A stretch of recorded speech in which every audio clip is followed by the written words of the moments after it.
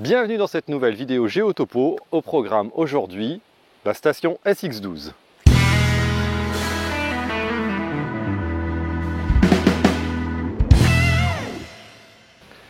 On commence aujourd'hui une série consacrée à la station Total Scan SX12. Fidèle à la tradition Trimble, cet appareil offre une grande polyvalence et une grande facilité d'utilisation. Associant à la fois des performances de station Total, une haute vitesse de scan et une imagerie de haute qualité, cet appareil va vous permettre d'intervenir sur la quasi-totalité de vos levées. Pour rappel, voici quelques spécifications techniques concernant cette station. Une cadence de scan à 26 600 points seconde avec une portée de 600 mètres, un bruit de mesure de 1,5 mm à 100 mètres, un pointeur laser vert qui se focalise seul et qui va avoir un diamètre de 3 mm à 50 mètres, et enfin par exemple 3 objectifs avec différentes focales qui sont intégrés et calibrés dans le télescope. On pourra donc utiliser cet appareil pour la quasi-totalité de vos interventions. Levé foncier, levé topo, implantation de précision, c'est un appareil, c'est vrai que je ne l'ai pas précisé, mais avec une précision angulaire de 1 seconde. Inspection de surface, ça fera d'ailleurs l'objet d'une vidéo totalement dédiée à cette fonction. Levé routier, d'infrastructures, de tunnels, mais également étalonnage et inspection de réservoirs, calcul de volume. C'est un appareil qui sera également très utile en industrie grâce à sa précision angulaire et à sa précision de scan, et aussi grâce à une nouvelle fonctionnalité qui s'appelle objet orienté et qui va vous permettre de vous mettre en station par rapport à un objet. Ça fera également l'objet du coup d'une vidéo dédiée d'ici quelques temps. Pour la vidéo du jour, j'ai choisi de scanner un pylône électrique.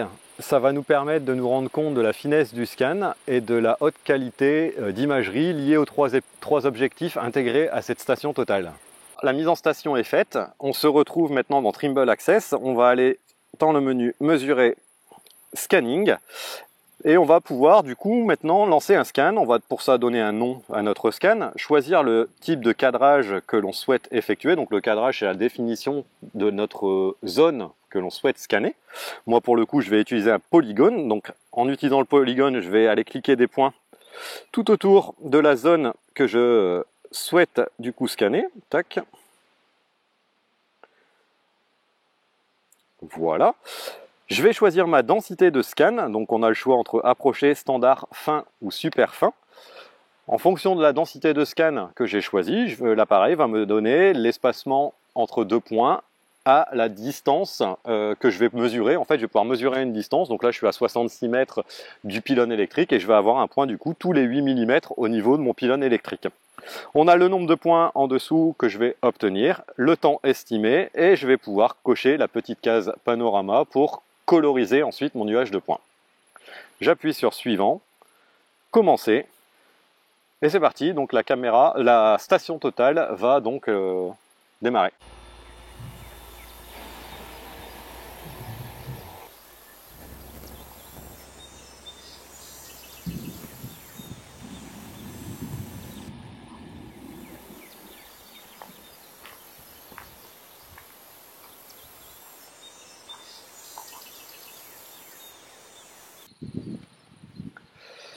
Voilà, donc mon scan est terminé. Je vais avoir un rendu qui s'affiche du coup sur l'écran. Si vous voulez, je vous montrerai un petit peu plus en détail sur l'ordinateur juste après.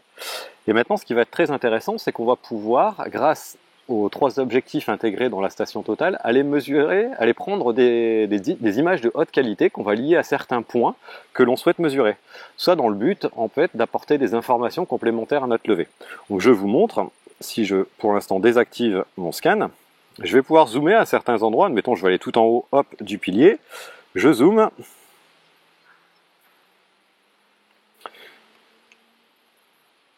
Tac. Voilà, je peux même encore zoomer un petit peu plus, c'est pas forcément nécessaire. Mesurer un point. Donc je dis, voilà, point numéro 8, mesurer. Et en fait, là, c'est que la photo va se lier automatiquement au point. Il va y avoir une photo de stocker liée automatiquement au point sur laquelle je peux ajouter des annotations. Dessiner. Je peux mettre, hop, un petit cercle ici. Noter, hop, à contrôler, par exemple, hein. Entrée, stocker. Et cette photo, du coup, va être stockée directement à mon point numéro 8 et je vais récupérer toutes ces informations dans mon logiciel juste après Trimble Business Center. Je laisse libre cours ensuite à votre imagination pour trouver le type d'intervention sur lesquelles utiliser cette imagerie. Il y en a beaucoup. Le temps de démonter tout ça et je vous retrouve pour vous montrer sur ordinateur ce que ça donne en termes de rendu. Ça y est, tout est rangé. On bascule maintenant derrière l'ordinateur pour vous montrer le rendu rapidement. Voilà. Donc, on récupère les informations à l'écran. J'ai juste fait un petit nettoyage histoire de supprimer la végétation qu'il y avait autour. Voilà, si je zoome un petit peu pour voir un peu le nuage, je vous mettrai un petit lien de téléchargement pour récupérer les données. Et puis pour la partie imagerie, donc vous voyez le point que j'ai mesuré tout en haut.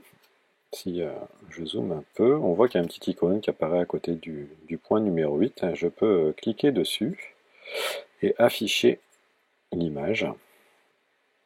Et du coup, je récupère l'image qui a été stockée tout à l'heure avec différents types d'informations, les annotations que j'y ai apportées.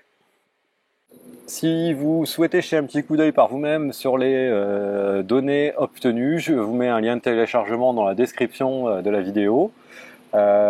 N'hésitez pas à me faire un retour dans les commentaires si vous avez des questions ou ce genre de choses. C'était Nicolas, GeoTopo, et je vous dis à bientôt pour de nouvelles vidéos topo.